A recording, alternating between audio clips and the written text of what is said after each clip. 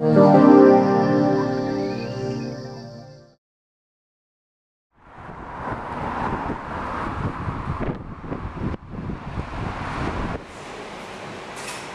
artist, you'd be in Glasgow, Edinburgh, London. Why Clydebank?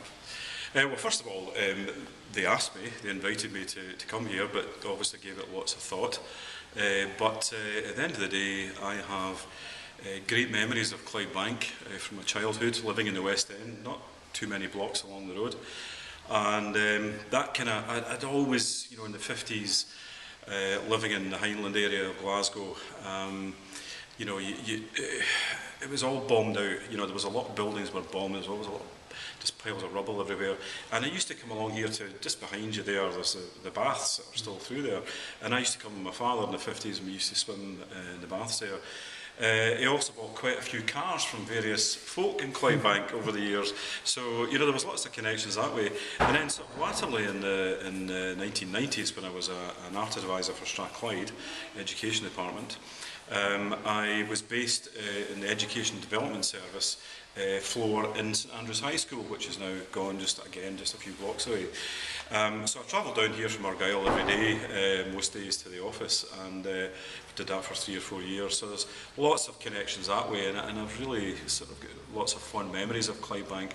Knew an awful lot of people, Bankies, it was always quite sort of there in my psyche, because we also had a hut, or all the families, about 6 members of our family had huts at Carbeth. And of course, Carbeth's a great connection with the Bankies, because although Carbeth was there before the Blitz, many people did go over there to live after the Blitz and to get away from it. So we knew a lot of people from Clydebank, and great friends with them, and some relatives stayed here as well over the years. So it's just all those connections, and I just thought, this is home. I'm a West End Glasgow boy, and Clydebank's right next to it, and it's home.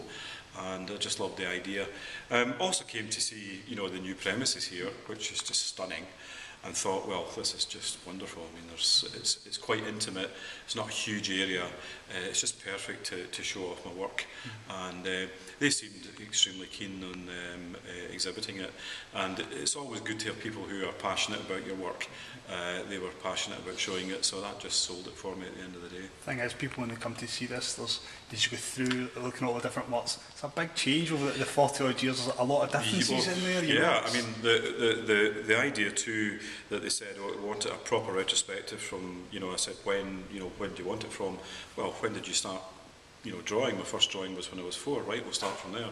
So it's 60 years worth of paintings and drawings, and the difference between the early work and the sort of work in the last 20 odd years is quite an incredible change. And I think people will be absolutely kind of bowled over by the fact that how it has changed, but also see the connections, see where I've come from. But I think they'll also be really surprised by the fact that the amount of figurative painting that I've done.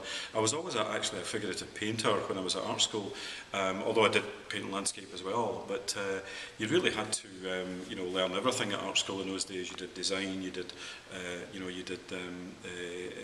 painting, you did still life in painting, you did figurative painting. You did the whole thing, and it's all here. But I think they'll be pleasantly surprised by quite a lot of the things that they'll see, particularly the drawings and paintings from the kind of 1960s, 1970s, quite a sort of early period for me, and the ones from school, which connect. The whole thing, I think, connects extremely well, having seen it now, walking through and seeing your own work together, it's just incredible.